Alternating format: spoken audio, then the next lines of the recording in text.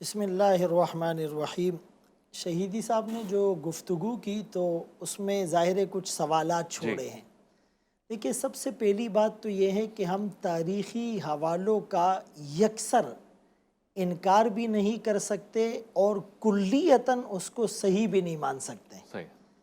اور تاریخ کی حیثیت تاریخی ہوتی ہے، قرآن اور حدیث کی حیثیت وہ مستند اور مدلل ہوتی ہے۔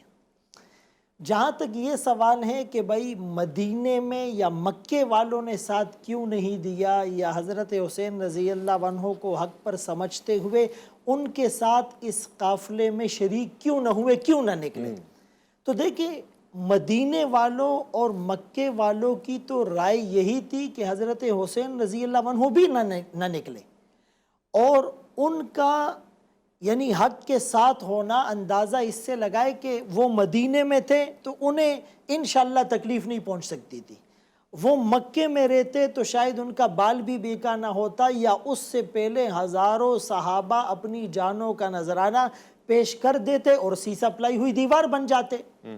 دوسری بات جہاں تک یہ ہے کہ دیکھیں یزید کے ظالم ہونے کا، اس کے بدبخت اور قاتل ہونے کا کوئی انکار نہیں کرتا، اس میں کوئی دو رائے ہو ہی نہیں سکتی۔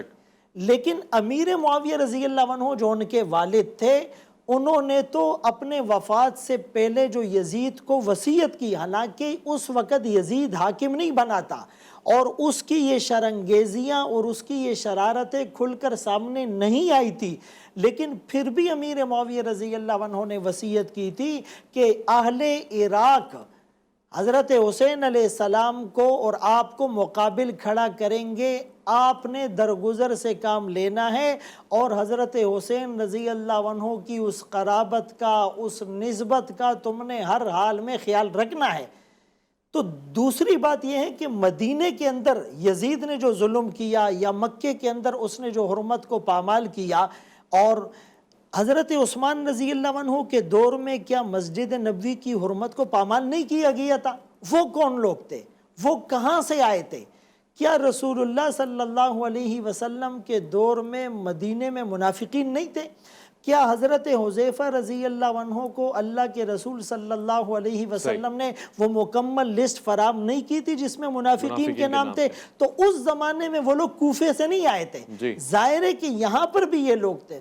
پھر اگر ہم حضرت علی رضی اللہ عنہ کی شہادت کو دیکھتے ہیں تو حضرت علی رضی اللہ عنہ کہاں شہید ہوئے؟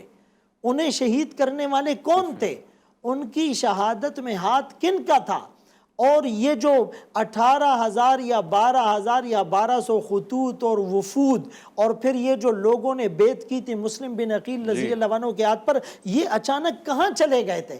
تو اس لیے صحابہ اکرام اگر دونوں طرف تھے تو ان میں یہ ثابت ہوتا ہے کہ نعمان بن بشیر رضی اللہ عنہ، اسی طرح بعض صحابہ نے کھل کر کہا تھا کہ ہم اہل بیت کے مقابلے میں کبھی بھی نہیں آئیں گے، ہم اہل بیت کے خلاف اپنی تلواروں کو کبھی بھی استعمال نہیں کریں گے۔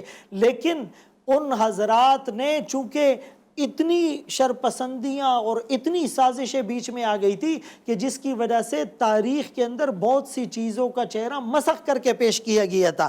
تو ہم یہی بات سمجھا رہے ہیں کہ یزید کی صفائی کی نہ کوئی ضرورت ہے اور نہ کوئی وہ پیش کرنا چاہتا ہے، اس نے ظلم اور بربریت کا بازار گرم کر رکھا تھا، لیکن اس کی بنیاد پر تاریخی حوالوں کو لے کر قرآن اور حدیث کے مطابق جن کی صحابیت ثابت ہو اور جن سے رضی اللہ عنہم ورضوا عنہ اور لقد رضی اللہ عن المؤمنین اور عفا اللہ عنہ کا ایسے ٹائٹل جن کے بارے میں ثابت ہو، تو ہماری زبان خدا نخواستہ اگر ان کے لیے زہر اگلے گی تو یہ ہمارے لیے بھی خطرے کا باعث ہے۔ حضرت حسین رضی اللہ عنہ کا پیغام تو آپ دیکھیے، حضرت حسن رضی اللہ عنہ نے اگر صلح کی تھی تو کیوں کی تھی؟